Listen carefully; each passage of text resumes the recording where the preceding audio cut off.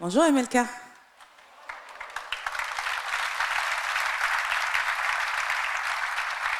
Alors, merci de m'accueillir aussi chaleureusement, mais est-ce qu'on peut accueillir un peu plus le papa dont c'est la fête aujourd'hui?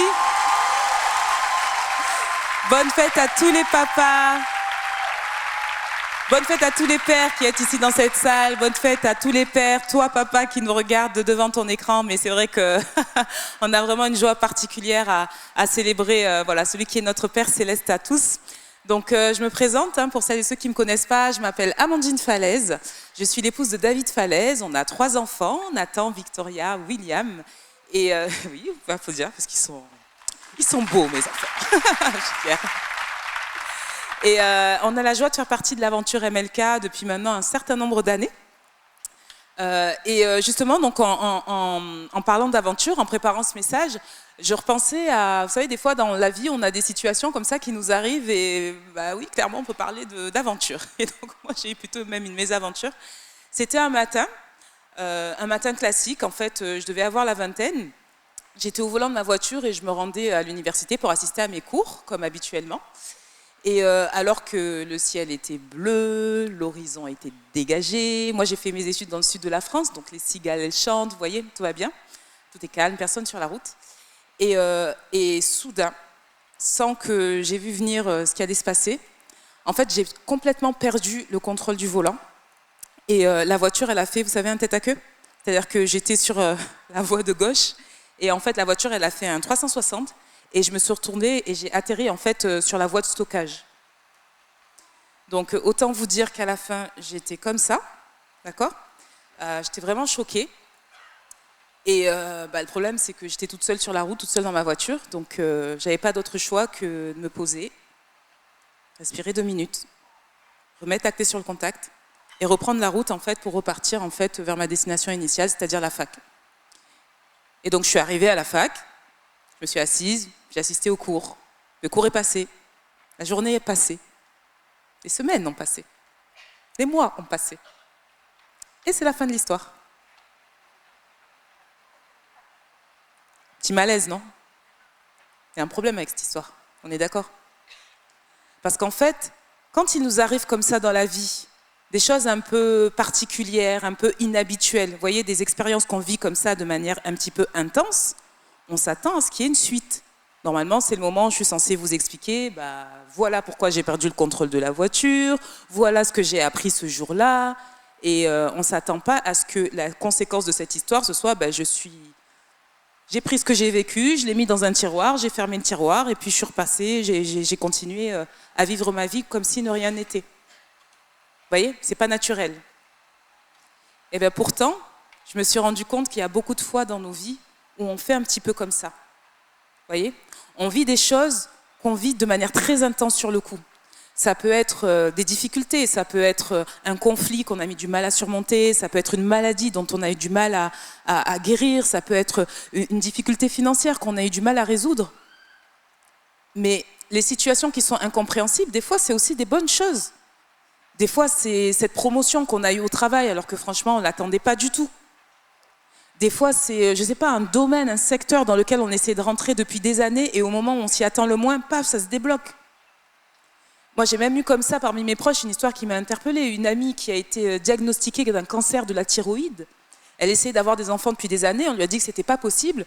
Et au moment en fait, où elle va pour suivre sa thérapie, etc., elle tombe enceinte de jumeaux. Enfin, il y a des choses comme ça qui nous arrivent qui n'ont pas de sens. Mais la vie fait que, des fois, voilà, la vie reprend ses droits et en fait, voilà, on continue et on ne s'arrête pas pour réfléchir et essayer un petit peu d'analyser. Et ce que je vous propose, c'est qu'aujourd'hui, si vous voulez bien, on va essayer de faire peut-être un peu différemment d'habitude. Vous êtes déjà assis, donc restez assis. Et je vous propose qu'on se pose ensemble et qu'on étudie ce thème, et c'est le titre du message, « Je ne comprends pas ce que je vis ». Je ne comprends pas ce que je vis. Alors, j'ai cherché dans la Bible pour voir si je trouvais des exemples de personnes qui se trouvaient un petit peu dans cette situation, qui ont vécu des choses un petit peu atypiques et pour lesquelles j'ai l'impression qu'ils n'ont pas vraiment compris ce qui s'est passé sur le coup. Et je trouve qu'il y a un passage intéressant qu'on voit dans l'évangile de Marc, au chapitre 6, à partir du verset 45. On va le lire ensemble. Aussitôt après, Jésus pressa ses disciples de remonter dans le bateau pour qu'ils le précèdent de l'autre côté du lac, vers Bethsaïda, pendant que lui-même renverrait la foule. Après l'avoir congédié, il se rendit sur une colline pour prier. À la tombée de la nuit, le bateau se trouvait au milieu du lac, et Jésus était resté seul à terre. Il vit que ses disciples avaient beaucoup de mal à ramer, car le vent leur était contraire. Vers la fin de la nuit, il se dirigea vers eux en marchant sur les eaux du lac. Il voulait les dépasser. Mais quand ils le virent ainsi marcher sur l'eau, ils crurent que c'était un fantôme et se mirent à pousser des cris. En effet, tous l'avaient aperçu et étaient pris de panique. Aussitôt, il se mit à leur parler. « Rassurez-vous, leur dit-il, c'est moi, n'ayez pas peur. » Puis, il monta auprès d'eux dans le bateau, le vent tomba, ils en furent frappés de stupeur, et c'est ce verset en particulier sur lequel j'attire votre attention, car ils n'avaient pas compris ce qui s'était passé au sujet des pains. Leur intelligence était aveuglée.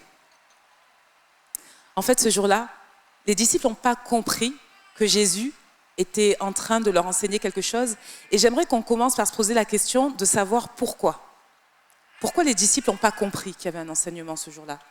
Comme peut-être pourquoi tu n'as pas compris que dans certaines situations de ta vie, en fait, il y avait un enseignement. Jésus voulait t'enseigner quelque chose. Et comme de trop nombreuses fois, moi aussi, je n'ai pas compris qu'en fait, Dieu essayait de me parler. Le passage qu'on vient de lire, comme je vous l'ai dit, donc c'est un extrait de l'évangile de Marc.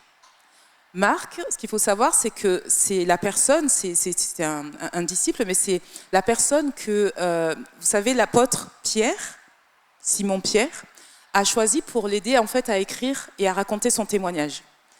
Et l'évangile de Marc, vous savez, il y a 4 évangiles dans la Bible, hein, donc on a Matthieu, Marc, on a Luc, on a Jean. Et parmi ces 4 évangiles, l'évangile de Marc, il a une particularité, c'est que je ne sais pas si vous avez déjà remarqué, c'est le plus court de tous. Il est très court l'évangile de Marc par rapport aux autres. Ce n'est pas dans l'évangile de Marc que vous allez trouver les longs discours de Jésus. Vous voyez, le sermon sur la montagne, vous voyez, heureux ceux qui pleurent, etc. Non, ce n'est pas dans l'évangile de Marc. Ce n'est pas dans l'évangile de Marc que vous allez trouver des déclarations du type « Au commencement était la parole et la parole… » Non, ce n'est pas dans l'évangile de Marc. Parce que Marc, son récit, c'est un récit d'action. Lui, sa priorité à Marc, c'est de se concentrer sur le fait de raconter ce que Jésus fait. Il va raconter que Jésus était dans telle ville, et puis dans telle ville, ben voilà, ils ont traversé, il y a eu le miracle de la multiplication des pains. Et puis après, ils ont voulu aller dans telle autre ville, et en fait, ils ont traversé la tempête, et il s'est passé ça. Et puis après, quand il a atterri à tel endroit, eh bien en fait, il y avait telle personne qui était possédée par des démons, et puis Jésus l'a délivrée. Et puis après, il y a eu telle personne, etc., qui était là, et puis en fait, Jésus l'a guéri. Vous voyez? Marc, il est là, et en fait, il passe d'une scène à l'autre. Et c'est bien, il le fait pour une raison précise, c'est que quand Marc écrit, son intention à lui, c'est de prouver aux gens qui ne connaissaient pas Jésus, et notamment les Romains, que en fait, cet homme, il agissait de manière puissamment du moment de son passage sur terre. Donc c'est une très bonne intention. Mais du coup, il passe d'une scène à l'autre, sans vraiment prendre le temps de s'arrêter. Un peu comme nous, en fait, au final. Hein.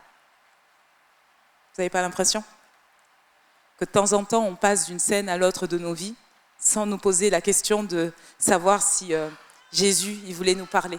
Et du coup, on peut passer à côté de certains messages parce qu'en fait, on ne les analyse pas. Et pourtant, la Bible nous dit, dès l'Ancien Testament, dans Job 33, verset 14, la Bible nous dit que « Et pourtant, Dieu nous parle, tantôt d'une manière, tantôt d'une autre, mais c'est nous qui n'y prenons pas garde. »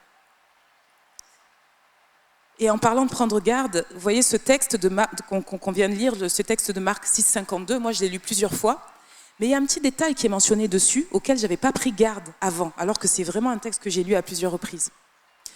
En fait, l'auteur, il fait un lien entre le miracle qu'on vient de lire, c'est-à-dire celui de la tempête, et le miracle précédent, c'est-à-dire le miracle des pains. Vous savez, c'est le fameux miracle dans lequel il y avait une foule de 5000 hommes et il fallait que la foule mange. Et puis voilà, Jésus demande qu'est-ce que vous avez à disposition. Un petit garçon arrive, 5 pains, 2 poissons. Jésus rend grâce au Père et ensuite il dit aux disciples distribuez les pains. Et tous les hommes, plus les femmes et les enfants qui étaient là, sont nourris. Et tout le monde est tellement rassasié que les disciples reviennent avec 12 paniers remplis de pain en fait. Et alors Et alors? Enfin, le miracle, il est extraordinaire. Mais c'est quoi le rapport avec Jésus qui marche sur l'eau? Vous voyez ce que je veux dire? Je sais pas, ça vous surprend pas? Ça vous surprend pas? Vous êtes là, MLK? Allô? Ok, super. En fait, quand on préparait ce message avec l'équipe, Florent disait quelque chose de très important. Il disait, mais en fait, des fois, on attend en fait le miracle de la tempête pour tirer la leçon de la multiplication des pains. Alors qu'en fait, la leçon était déjà là au moment de la multiplication des pains. Vous voyez? Et ça me rappelle aussi voilà, le fait que nous aussi, des fois, on a besoin des fois qu'il y ait une difficulté, vous voyez? Comme une difficulté qui nous arrête, une difficulté qui se présente à nous, pour qu'on se mette à commencer à réfléchir à certaines choses auxquelles on aurait pu réfléchir déjà avant. Vous voyez, moi je vous ai parlé de ce tête-à-queue que j'ai fait en voiture. C'est pas vrai que j'ai laissé cette situation à ce moment-là. D'accord? Je l'ai mise dans un tiroir, c'est vrai, mais je suis allée réouvrir le tiroir à un moment donné parce que je me suis dit, il y a peut-être quelque chose. Et ce qui m'a interpellée, c'est que, vous voyez, ce jour-là, il n'y avait personne sur la route. Merci Seigneur, parce que peut-être qu'aujourd'hui, je ne serais plus là pour en parler. Et c'est ça qui m'a interpellée. Je me suis dit, mais si quelqu'un était passé ce jour-là, si j'avais eu un accident, si je n'avais pas réussi à m'arrêter sur la voie d'arrêt d'urgence, où est-ce que je serais aujourd'hui? À ce moment-là, je n'avais pas encore donné ma vie à Jésus. Où est-ce que je serais si ma vie s'était arrêtée à ce moment-là? Et à ce moment-là, il y a une réflexion qui a commencé en moi. Parce que je me suis dit, mais finalement, tu pensais contrôler cette voiture, mais en fait, on a perdu le contrôle. Et peut-être que tu penses aussi contrôler ta vie, et que tu penses que tu as tout le temps qu'il veut, et que tu peux faire ce que tu veux, et donner ta vie au Seigneur quand tu veux. Mais la seule personne qui contrôle toute chose, c'est Dieu, mes amis. C'est Dieu, mes amis. Faut applaudir. Parce qu'il est bon. Parce qu'il est bon. Et j'ai envie de te poser cette question, de te dire, mais est-ce que tu es obligé d'attendre le tête-à-queue? Est-ce que tu es obligé d'attendre la galère? Est-ce que tu es obligé d'attendre le problème pour commencer à chercher Dieu? Alors là, si vous voulez bien, ce que je vous propose, c'est juste de prendre quelques minutes. Quelques secondes peut-être suffiront pour vous. Mais je vous ai dit, aujourd'hui, on va réfléchir. On va réfléchir sur nos vies. Parce que c'est pour toi que le Seigneur il est là aujourd'hui. C'est pour toi qui es en ligne. C'est à toi que le Seigneur veut parler aujourd'hui. Donc j'aimerais juste que tu prennes quelques instants pour essayer d'identifier une situation. Peut-être que c'est un problème, comme j'ai dit, ça peut être un problème financier, un problème dans ton couple, un problème dans ta santé. Mais ça peut être aussi quelque chose de très positif que tu as vécu. Je ne sais pas, ça peut être une réussite scolaire où tu te dis, mais franchement, ce parcours scolaire, ok, tout le monde me dit j'ai des bonnes notes, etc. Mais quand même, j'ai quand même l'impression qu'il y a un taux de réussite anormalement élevé. Est-ce que ça, c'est normal? Mes finances, j'ai l'impression que, je ne sais pas, il y a une provision particulière au niveau de mes finances. Est-ce que ça, c'est normal? Mon couple, pendant des années, on était tellement en train de se disputer tout le temps avec mon mari, avec ma femme, que tout le monde nous disait, mais vous deux, c'est impossible que ça tienne. Mais la situation est passée depuis 10 ans, vous êtes toujours là. Essaye d'identifier, vas-y. Pense à une situation.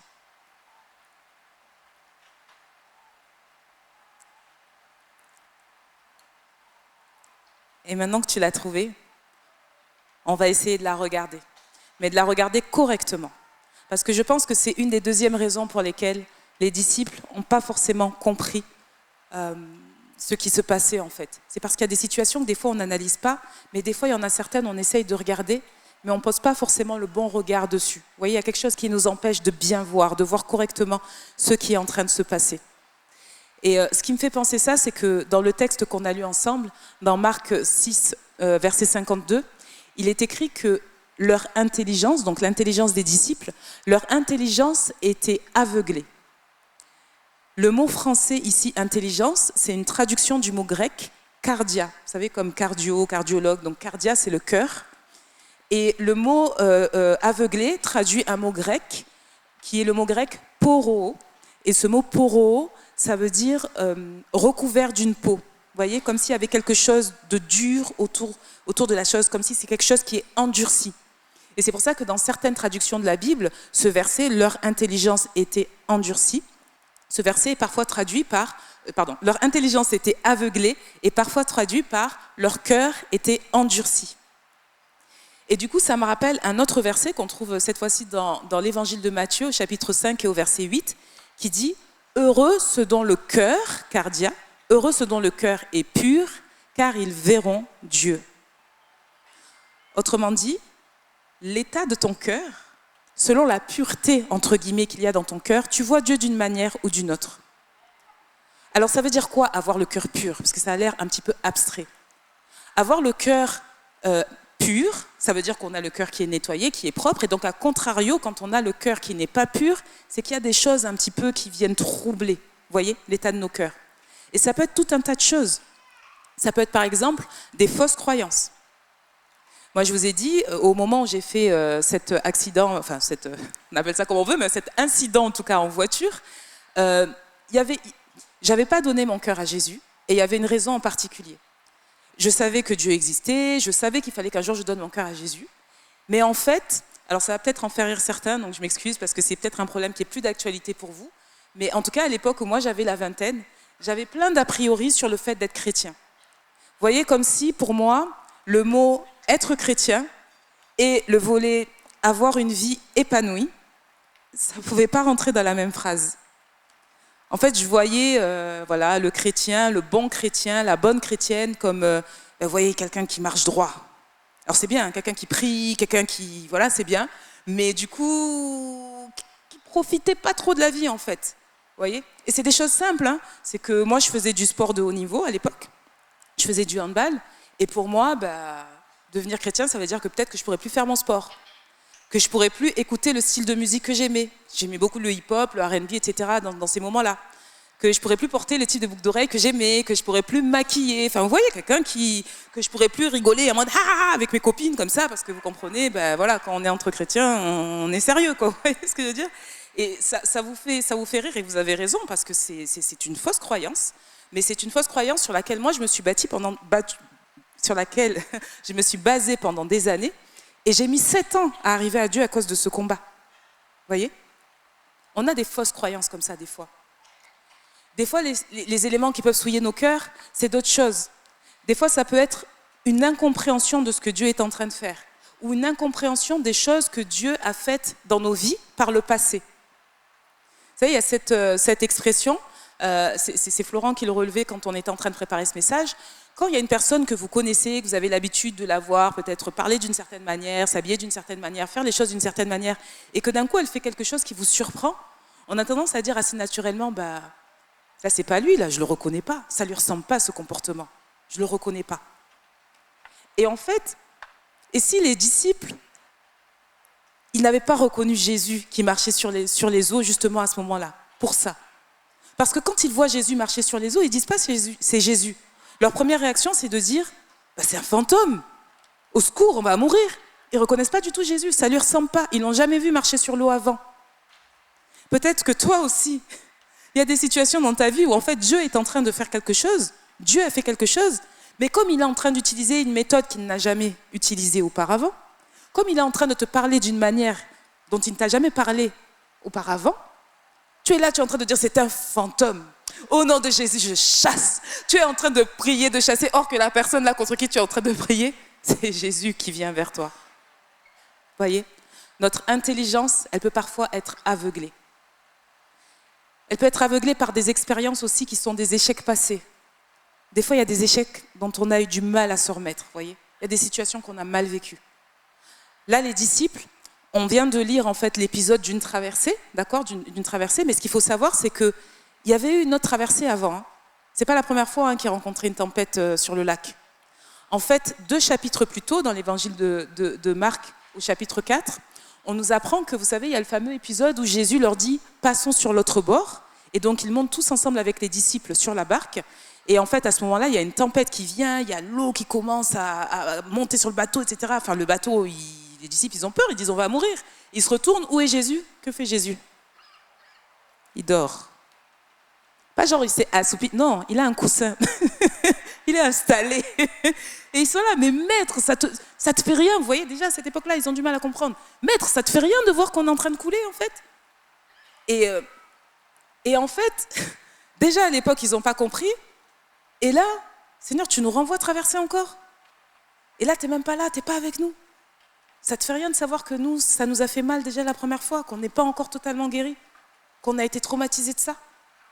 Seigneur, ça te fait rien? Vous voyez, il y a ces situations comme ça passées où tu as envie de dire, mais Seigneur, ça te fait rien de me renvoyer en fait dans ce travail, alors que la dernière fois que j'y suis allée, ça s'est vraiment mal passé. J'ai une situation de harcèlement. J'ai terminé en burn-out. Seigneur, je peux dire les choses qui piquent? Seigneur, tu me renvoies dans cette église. Dans cette église. Où on m'a fait pleurer. Où quand j'ai demandé qu'on prie pour moi, on m'a jugé. Seigneur, ça ne te fait rien de savoir que je souffre. Seigneur, je ne te reconnais pas. Je ne te reconnais pas. Des fois, les choses qui peuvent nous toucher, c'est aussi des choses qu'on a laissées, vous voyez, gangréner. De l'amertume, du non-pardon. Puis des fois, il y a toutes sortes de péchés qui peuvent y avoir. La jalousie. Ils ne sont pas très jolis, nos cœurs. Vous voyez? Mais j'ai une bonne nouvelle pour vous. Ah oui, parce qu'il y en a une quand même. Jésus-Christ est présent dans ce lieu, mes amis. Jésus-Christ est présent dans ce lieu. Et quand Jésus-Christ est présent dans un lieu, tout change. Nos vies peuvent changer, ta vie peut changer, ma vie peut changer. Pourquoi? Parce que le travail qui doit se faire au niveau des cœurs, ce n'est pas à nous de le faire, mes amis. C'est à lui. Et ça, avant même la venue de Jésus sur terre, le psalmiste, vous savez, le roi David, il avait compris ces choses. Il avait écrit dans Psaume 51, verset 12, « Ô Dieu, crée en moi un cœur pur, renouvelle en moi un esprit bien disposé. » C'est le Seigneur qui le fait. Dieu ne te demande pas de rendre ton cœur pur. Il te demande de croire qu'il peut le nettoyer. Parce que guérir et soulager les cœurs, c'est son travail. Amen. Merci Seigneur pour ça. Dieu nous aime, les amis. Dieu nous aime. Et parce que Dieu nous aime, il veut prendre soin de nos cœurs. Et une fois qu'il a pris soin de nos cœurs, il veut nous emmener plus loin. Parce que Dieu, c'est un Père. On l'a célébré tout à l'heure et merci de l'avoir fait avec moi. On a célébré notre Père qui est dans les cieux. Et vous savez, aujourd'hui, alors que c'est la fête des pères, moi je vous ai dit, j'ai la chance du coup d'être mariée à quelqu'un qui a un mari formidable et qui est aussi vraiment un super papa pour nos 3 enfants. Et il fait, David, des choses que les super papas aiment bien faire, c'est apprendre des choses à ses enfants. Vous voyez? Un papa, il aime bien voir son enfant grandir, pas seulement physiquement, mais grandir en caractère, grandir dans les activités qu'il est capable de gérer. Et il y a quelque chose que les papas font souvent, par exemple, c'est apprendre à leur enfant à faire du vélo. Vous voyez? Et quand on apprend à faire du vélo, on est petit, au début, on démarre sur un vélo à 4 roues et c'est OK, et puis après, il faut passer à l'étape supérieure. Alors quand on doit passer à l'étape supérieure, c'est vrai, on met le casque, on met les genouillères, on met les coudières, ou je sais pas quoi, là, tout ce qu'il faut, on enlève les 2 roues, et puis le petit, en tout cas, je sais pas pour vous, mais mes enfants, c'est ce qu'ils ont fait, ils ont pédalé un peu, et après, qu'est-ce qui s'est passé d'après vous? Ils sont tombés. Quand on apprend à faire du vélo, on tombe. Et qu'est-ce que vous pensez que mon mari a fait à ce moment-là? Est-ce que vous pensez qu'il les a grondés? Est-ce que vous pensez qu'il les a frappés? Qu'il les a insultés? Espèce d'incapable, pourquoi tu tombes du vélo? Mauvais enfant. Un père, il ne fait pas ces choses-là. Et quand mes enfants, parce qu'ils ont tous essayé, quand mes enfants ont dit non mais là j'ai trop peur de remonter, je suis tombée, je me suis fait mal, je ne veux plus. Qu'est-ce que vous croyez que mon mari a fait? Va t'asseoir, on ne fera plus jamais de vélo, je comprends, tu es traumatisé, c'est pas grave, cette activité c'est pour les autres. Non, un père il aime ses enfants. Il te prend par la main, il fait un bisou sur le bobo et allez vas-y, on remonte. Et on va réessayer, jusqu'à ce que tu y arrives, jusqu'à ce que tu puisses le faire par toi-même. Alors si nous qui sommes là, vous les hommes avec vos imperfections, vous aimez vos enfants et vous êtes capables de faire ça avec vos enfants, à combien plus forte raison ton Père céleste qui t'aime, quand il t'a mis dans une situation compliquée, que tu as essayé de pédaler, qu'il a vu que tu n'avais pas compris. Quand il t'a mis dans une situation favorable, qu'il t'a vu pédaler, mais qu'il a vu que tu ne comprenais pas totalement où est-ce qu'on mettait le frein et ces choses-là. À combien plus forte raison? C'est parce qu'il t'aime que Dieu va te permettre de revivre certaines situations. Vous voyez, les disciples, ils ont vécu 2 multiplications des pains. Ils ont vécu 2 tempêtes. Parce que Dieu les aime. Parce que Dieu nous aime.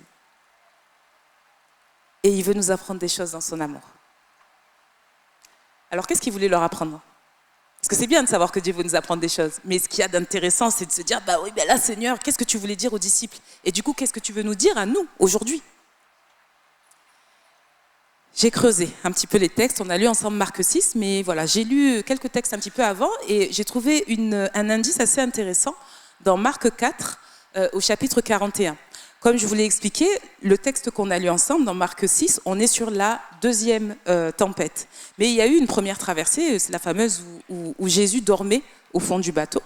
Et donc, comme je vous l'ai rappelé, en fait, à ce moment-là, les disciples réveillent Jésus, il se lève, il parle sévèrement au vent, il parle à la tempête, et là, calme absolu, tout s'arrête. Et le verset qu'on lit, il est à ce moment-là, donc c'est Marc 4, verset 41, qui dit « Mais eux, les disciples, furent saisis d'une grande crainte. Et ils se disaient les uns aux autres, « Qui est donc cet homme ?» Pour que même le vent et le lac lui obéissent. Qui est donc cet homme? Je crois que ce que Dieu voulait leur apprendre à ce moment-là, c'est qu'il voulait leur apprendre quelque chose de nouveau à propos de Jésus. Et je crois que dans beaucoup de situations de ta vie, beaucoup de situations de ma vie, l'intention première de Dieu, c'est de nous apprendre une nouvelle chose à son sujet. Et pourquoi est-ce que je me permets de dire ça? Il y a vraiment plusieurs indices dans la Bible, c'est hyper intéressant. Quand on creuse au niveau du chapitre, du chapitre 6 de Marc, notamment au verset 14 à 17, on réalise qu'en fait, à l'époque où se sont passées toutes ces histoires dont je vous parle, il y avait plein de rumeurs qui circulaient sur Jésus. Et plein de rumeurs. En fait, les gens disaient, mais on ne comprend pas qui est cet homme. Les gens qui disaient ça, c'était des gens qui probablement avaient mangé les pains de la première multiplication, c'est des gens qui avaient vu Jésus dans telle ville, qui l'avaient déjà entendu parler. Donc, c'est des gens qui le voyaient, c'est des gens qui avaient peut-être bénéficié de ses miracles, mais ils se posaient plein de questions sur lui. Alors, il y a certains qui disaient, bah, c'est Jean-Baptiste qui est ressuscité. Il y en a d'autres qui disaient, c'est Élie, parce qu'il y a une prophétie dans l'Ancien Testament qui disait, où Dieu parle, il dit, bah, je vous enverrai Élie. Et donc, du coup, les personnes se disaient, bah, c'est bon, c'est l'accomplissement de la prophétie, cet homme-là, c'est Élie. Il y en a d'autres qui disaient, non, non, c'est pas Élie, c'est pas Jean-Baptiste, c'est juste, voilà, c'est un prophète, c'est un grand prophète de Dieu, mais comme on en a connu dans l'Ancien Testament, et en fait, Dieu nous a envoyé un nouveau prophète. Je vous assure, hein, lisez, c'est écrit dans la Bible, c'est vraiment les rumeurs qui étaient là à propos de Jésus. Et pourquoi est-ce que je vous dis vraiment, je vous assure, lisez, j'insiste, parce que je ne sais pas si vous, ça vous surprend, mais moi, ça m'a vraiment surpris. Je me dis, mais comment ils peuvent croire, est-ce qu'ils sont sérieux en fait? Comment ils peuvent croire que Jésus, c'est Jean-Baptiste ressuscité? Je déroule un peu. La maman de Jésus s'appelle Marie. Marie tombe enceinte 6 mois après sa cousine qui s'appelle Élisabeth. Élisabeth est déjà enceinte d'un enfant qui s'appelle Jean-Baptiste.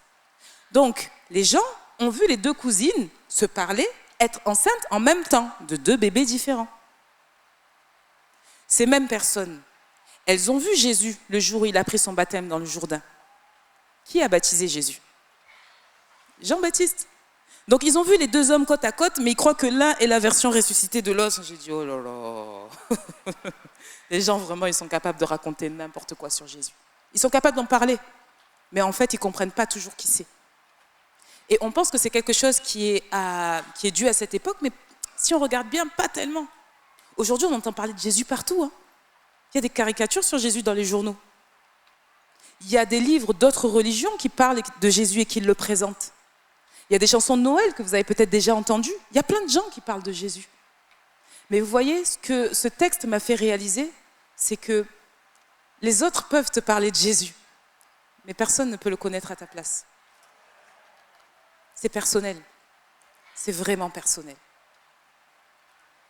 Et ce que j'ai trouvé d'encore plus étonnant dans le passage qu'on vient de lire, c'est qu'on pourrait se dire, mais finalement, les gens qui ne savent pas qui est Jésus, c'est des gens qui ont bénéficié des miracles, etc., mais qui ne lui ont pas encore donné leur cœur. Et c'est OK, et on le comprend. Et d'ailleurs, si tu es là dans cette salle aujourd'hui et que tu n'as pas donné ton cœur à Jésus, Jésus est présent dans ce lieu. Il veut te connaître, il veut te rencontrer. Et c'est génial.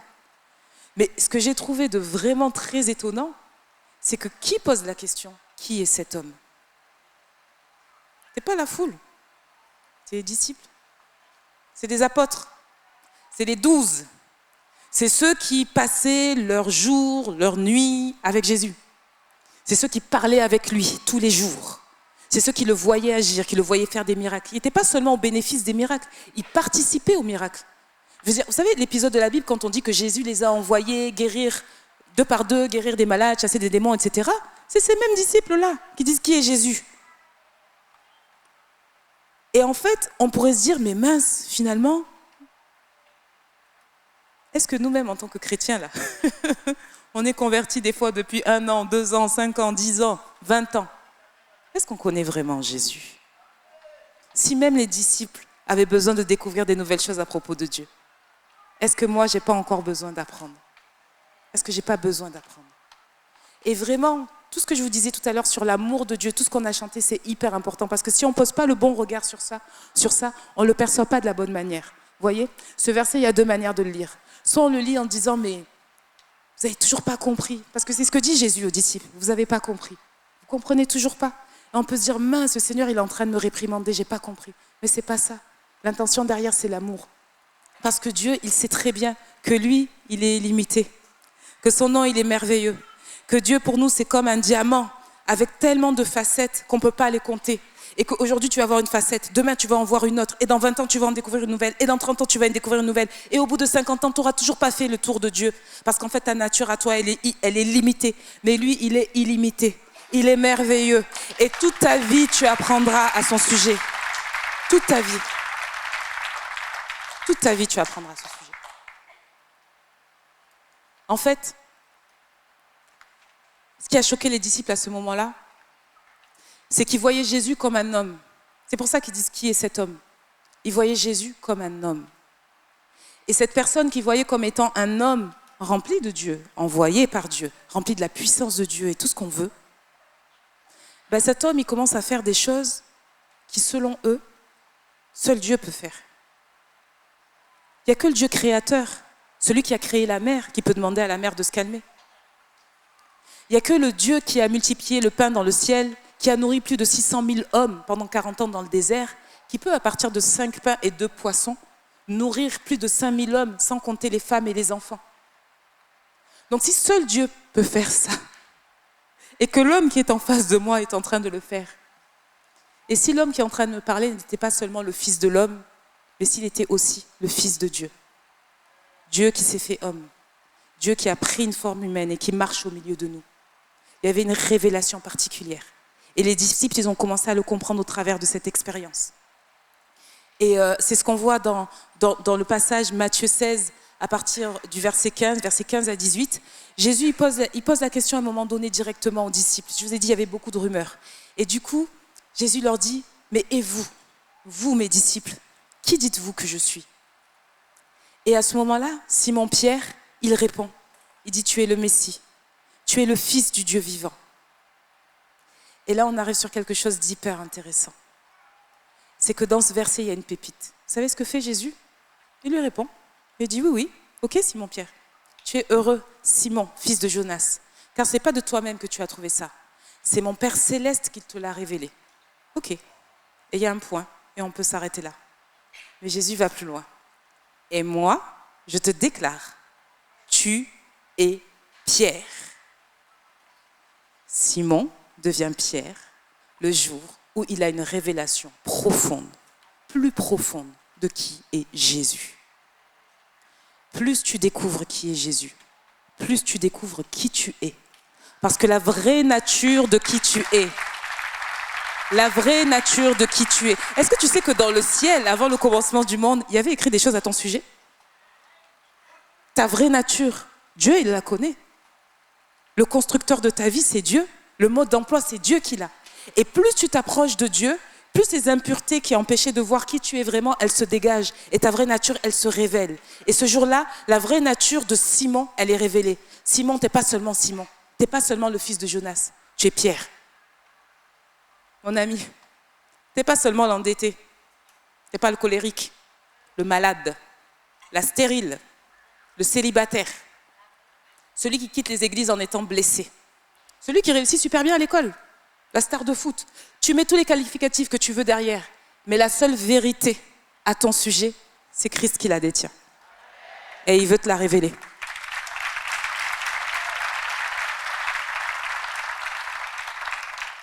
Je voudrais vous partager une expérience un petit peu particulière et très forte que j'ai vécue. Je vais être vulnérable devant vous. Et je vais un petit peu accélérer pour ne pas être trop longue. Mais vous savez, quand j'ai donné ma vie à Dieu, j'avais plein de combats. On croit que quand on arrive à Dieu, tout est gagné, etc. Non. Moi, j'avais un combat que je menais depuis une dizaine d'années et c'était un combat contre le tabac. J'ai essayé d'arrêter de fumer depuis une dizaine d'années et vraiment, c'est quelque chose que je n'arrivais pas à faire. J'ai compris assez rapidement que Jésus, c'est le sauveur qui peut nous sauver, nous délivrer, n'est-ce pas, de tous nos combats, toutes nos détresses, etc. Et donc, j'ai crié à Dieu, j'ai prié et Dieu l'a fait. Amen, gloire à Dieu. J'ai vraiment eu un avant, un après. Du jour au lendemain, j'ai senti quelque chose et c'était cassé, que ma dépendance à la cigarette, elle était partie, j'avais plus la pulsion, vous voyez? Mais malgré ça, il y a quelque chose qui continue à me troubler, c'est que même si j'avais plus la pulsion, quand j'allais au travail, là, que je voyais mes collègues qui allaient dans la pause cigarette, oui, je vous accompagne, vous voyez? Et en fait, je savais très bien qu'ils allaient me proposer une cigarette et que du coup, j'allais pouvoir en prendre une et que j'allais m'associer à eux. Et c'est vraiment un comportement que je n'arrivais pas à comprendre, vous voyez? Parce que c'est troublant quand on sait que Dieu a fait quelque chose dans nos vies et qu'on a l'impression qu'on a la victoire mais qu'on ne l'a pas, quoi, vous voyez? Donc je continuais à prier, je disais Seigneur aide-moi, Seigneur délivre-moi, Seigneur fais ceci pour moi. Et puis un jour, dans un temps de prière, en fait, je me suis arrêtée comme ça. Et il y a une pensée qui a traversé mon cœur. Et cette pensée, elle disait, mais tu sais, tu pries pour que je t'aide et pour que je te délivre de la cigarette. Mais en fait, tu aimes fumer. C'est ça la vérité. Tu aimes fumer. Alors ça m'a fait bizarre, ça m'a mis mal à l'aise, comme ça me met mal à l'aise maintenant, comme ça vous met peut-être mal à l'aise. Mais j'ai pris un temps pour réfléchir et j'ai dit, ah ouais, c'est vrai. En fait, je me présentais devant Dieu comme étant victime d'un problème dont je voulais qu'il me débarrasse, alors que la vérité, c'est que j'aimais mon problème en fait. J'avais pas vraiment envie finalement qu'il fasse la chose, vous voyez. Et en fait, à ce moment-là, parce que Dieu est bon, je vous ai dit, il y a toujours l'amour de Dieu derrière. L'amour de Dieu est incroyable. Le Seigneur ne m'a pas jugé. Il ne te juge pas en fait aujourd'hui. Il dit juste, ok, tu aimes ce péché. Mais est-ce que tu m'aimes plus que ce que tu aimes ce péché? Et j'ai réfléchi. Et j'ai dit, oui Seigneur, c'est vrai, j'aime fumer. Mais je t'aime beaucoup plus que ce que j'aime cette cigarette. Alors je vais arrêter. Je ne vais pas arrêter parce que je suis victime d'un système, je ne vais pas arrêter parce que je suis obligée, je ne vais pas arrêter parce que c'est bien d'être chrétien. Je vais arrêter parce que je t'aime. Et que je t'aime plus que ce que j'aime cette cigarette. Et j'ai plus jamais touché de cigarette de ma vie. Plus jamais. Vous voyez, à partir du moment où la nature de ma relation avec Dieu a changé, que celui qui était mon sauveur est devenu mon ami, il y a quelque chose qui s'est passé spirituellement. Il y a un combat que j'essayais de gagner depuis 10 ans, que d'un coup, j'ai remporté instantanément. Parce qu'en fait, il y a beaucoup plus de puissance dans la sincérité de ma relation avec Dieu que dans la quantité de prières que je peux lui adresser. Ce n'est pas une question d'années, ce n'est pas une question de débit de tes paroles. C'est une question de qui est Jésus pour toi. Qui est Jésus dans ta vie? Qui Jésus dit que tu es? Et c'est ça qui fait toute la différence. Alors, qui est Jésus pour toi? Qu'est-ce qu'il dit à ton sujet? Laisse-le te parler. Tout à l'heure, on va prendre un temps de louange et tu pourras lui demander, Seigneur, parle-moi, montre-moi, dis-moi qui je suis en toi. Et dis-nous, Seigneur, aussi, qui nous sommes en toi. Parce qu'il y a une autre pépite dans le verset qu'on a lu. Dieu, il ne voulait pas seulement apprendre aux disciples des choses sur lui, des choses sur moi, des choses sur toi. Il voulait aussi apprendre quelque chose de particulier et on le trouve dans Matthieu, chapitre 16, verset 18. Jésus, je vous ai dit, sur la déclaration de foi de Pierre, il va dire à Pierre, tu es Pierre et sur cette pierre, je bâtirai ta personnalité. Je bâtirai tes exploits individuels. Je te bâtirai, Pierre, et tu iras loin dans ta foi chrétienne. C'est pas ça qui est écrit. Sur cette pierre, je bâtirai mon église. Je bâtirai un groupe. Je bâtirai un corps. Je bâtirai une assemblée. Je bâtirai une famille. Je bâtirai un groupe d'amis. Parce que c'est vous que je veux bâtir. Vous n'avez pas compris qu'il y a une puissance particulière dans le collectif. Pourtant, elle était annoncée dans l'Ancien Testament. Pierre, tu n'as peut-être pas compris ce verset dans Deutéronome qui dit que 1 en battait 1000, mais que 2 en battaient 10 000. Parce que ça, c'est les mathématiques du ciel. Il y a quelque chose de particulier que je veux t'emmener à faire, à vivre, à croire, à comprendre quand tu seras dans le collectif. Oui, ce collectif que des fois tu as du mal à comprendre. Oui, ce collectif qui des fois t'a blessé. Oui, ce collectif qui des fois t'a déçu. Oui, ce collectif qui des fois avance pas aussi bien que toi parce que toi, en fait, tu es en train de marcher sur les eaux et quand tu te retournes, du coup, il n'y a personne qui a suivi derrière toi. Mais tu sais quoi, Pierre? Tu as marché sur les eaux et c'est bien. Mais à un moment donné, tu as quand même commencé à couler. Et Jésus a été là pour t'attraper. Et tu étais quand même bien content que Jésus te ramène sur la barque avec tes amis qui étaient restés sur le bord. Oui, Pierre, tu as marché sur les eaux. Tu as fait quelque chose d'extraordinaire. Mais ce n'est pas tout seul que tu as révolutionné le monde. Tu as besoin de Marc pour écrire l'évangile. Tu as besoin des autres disciples pour distribuer les pains. Il y avait 5000 hommes, tu n'aurais pas pu le faire tout seul. Est-ce qu'il y a quelqu'un qui m'entend en fait aujourd'hui? Est-ce qu'il y a quelqu'un qui est en train d'entendre ce que Dieu est en train de te dire? Est-ce que tu entends que Dieu te dit, c'est dans cette famille que je t'ai placé. C'est dans cette église que je t'ai placé. C'est dans cette entreprise que je t'ai placé. C'est dans ce groupe d'amis que je t'ai placé. Il y a quelque chose que je veux faire au travers de toi et avec les autres. Il y a des expériences que tu pourras jamais vivre tout seul. Il y a une partie de ta vie qui sera comme... vous voyez, comme si c'était partiel, comme si tu n'étais qu'à 10% de tout ce que Dieu veut faire dans ta vie et au travers de ta vie, parce qu'il y a une bénédiction qui est cachée dans le collectif. Et vraiment, je veux qu'on saisisse ça. Que quelqu'un peut-être qui a l'habitude de faire cavalier seul, quelqu'un qui a l'habitude de foncer droit devant, etc., se dise, mais est-ce que je n'ai pas oublié de regarder à côté de moi? De tendre la main à celui qui peut-être avance un petit peu moins vite. Peut-être que je m'énerve un petit peu trop sur celui à qui j'ai besoin de respecter 3 fois pour qu'il comprenne. Parce que les amis, c'est l'église que Jésus veut bâtir au travers de nous. Pour conclure ce message, j'aimerais juste revenir sur un point. Les disciples n'ont pas compris la tempête parce qu'ils n'avaient pas compris le miracle précédent, le miracle de la multiplication des pains. Et on a eu un épisode au niveau du travail, etc., cette semaine, à un moment donné, au sortir d'une réunion qui était un petit peu difficile. Je ne vous cache pas que je suis sortie, j'étais les émotions toutes en vrac, un petit peu troublée. Et à ce moment-là, il y a une personne de l'équipe qui m'a envoyé un message que je n'avais pas vu auparavant.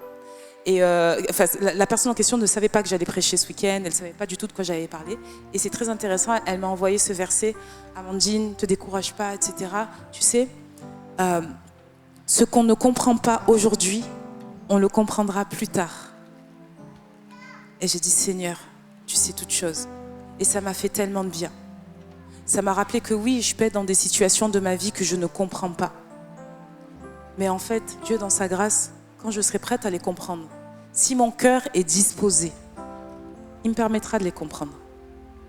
Et même si sur le coup, je ne comprends pas ce que je vis, il y a une chose que je sais, c'est que celui qui me fait passer par là, il m'aime.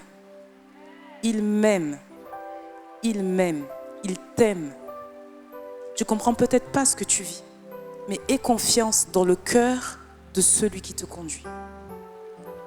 Et alors qu'on va entonner ce chant, je veux vraiment t'inviter à reprendre cette situation à laquelle on a pensé tout à l'heure, à reprendre cette situation et essayer de la regarder avec un nouveau regard, dire Seigneur, je veux la regarder au travers de ton regard d'amour. Je veux comprendre ce que tu essayes de me dire. Pourquoi je passe par là? Tu es avec moi, Seigneur, tu vas me parler. Amen.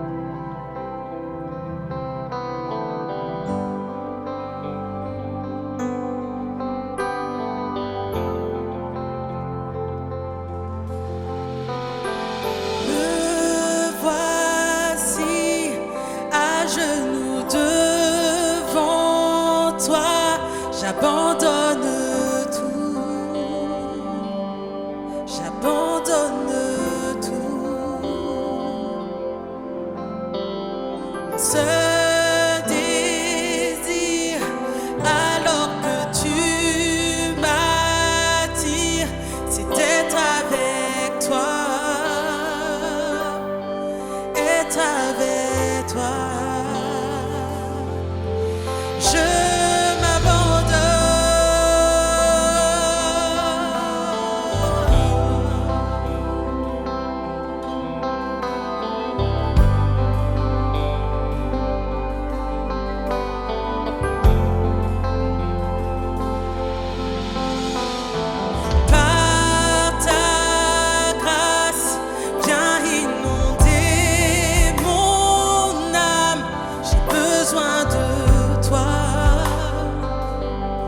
j'ai besoin de toi. Mes bras ouverts, tu entends ma prière. Parle à mon cœur, parle à mon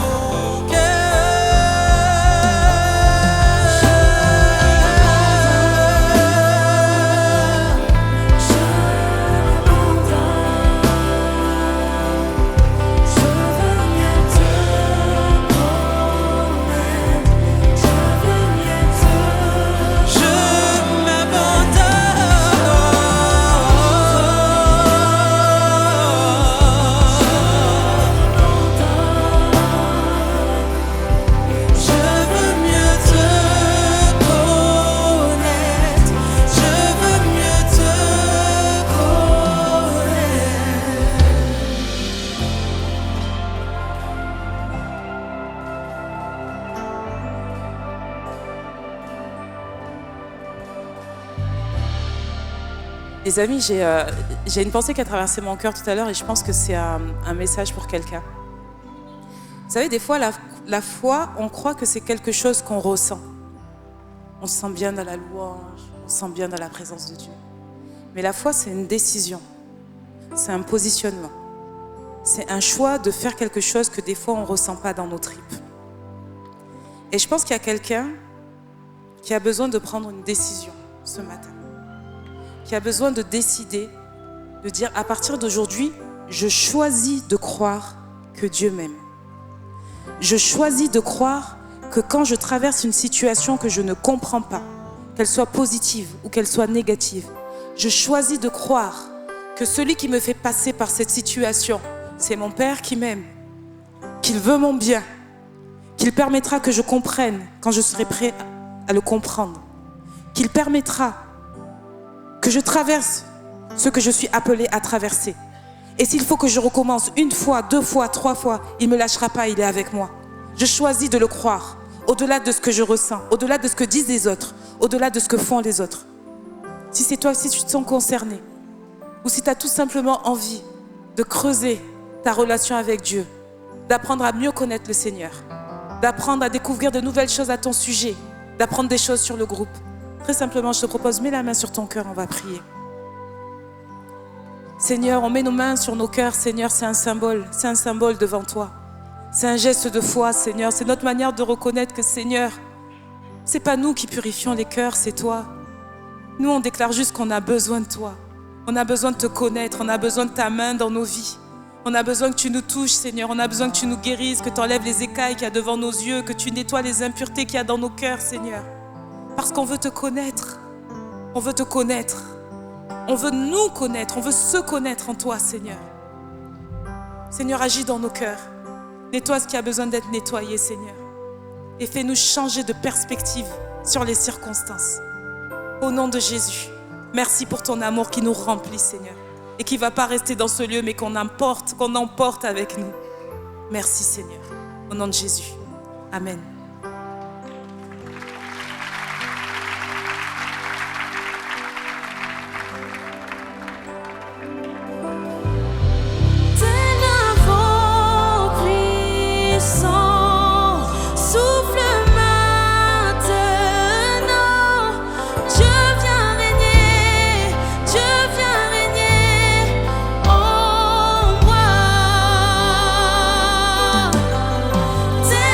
Nous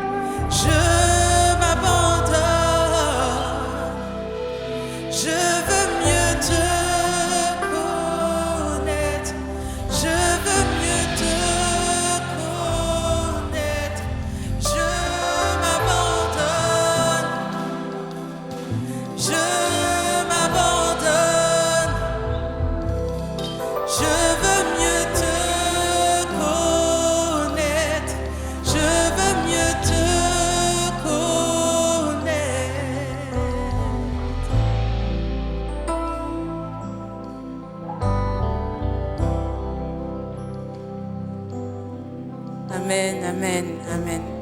Est-ce qu'on peut applaudir ce que Dieu fait? Il est merveilleux.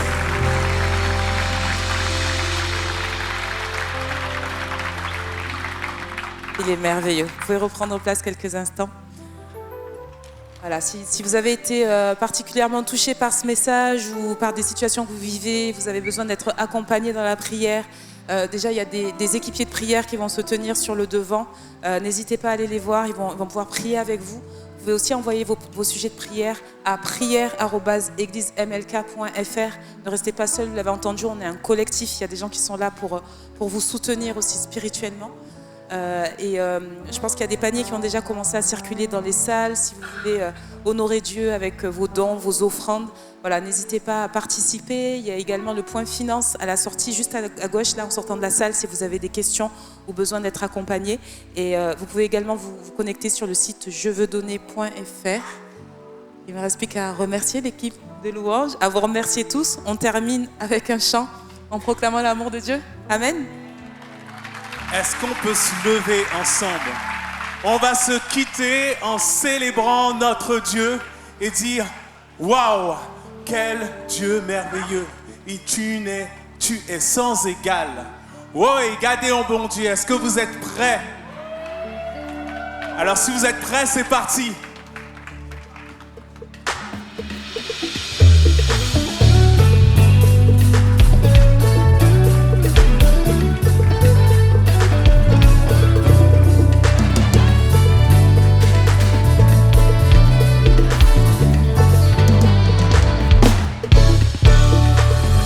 A créé la terre en 6 jours. Il a vaincu la mort pour toujours. Il a ouvert la mer pour ses enfants. Jésus est né d'une vierge, c'est bluffant. Ouais. Regardez au bon Dieu.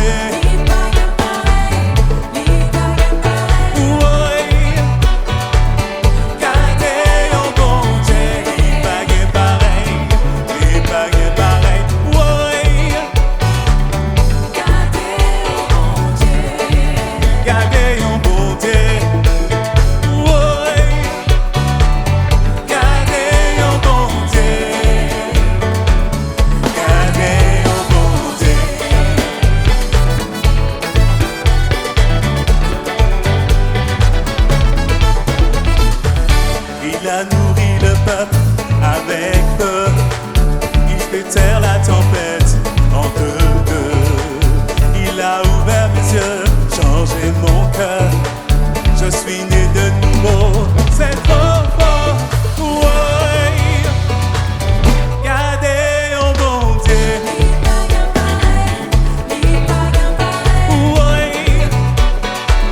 Regardez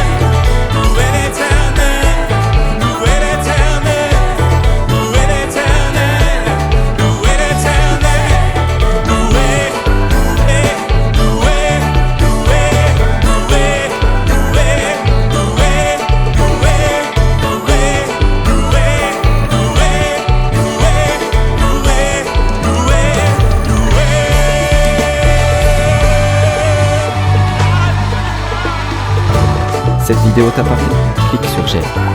N'oublie pas également de t'abonner et de déclencher les notifications. Si cette vidéo t'a touché, elle peut aussi faire du bien à ceux qui t'entourent. Prends 5 minutes pour la partager à un proche ou à un ami qui en aurait besoin.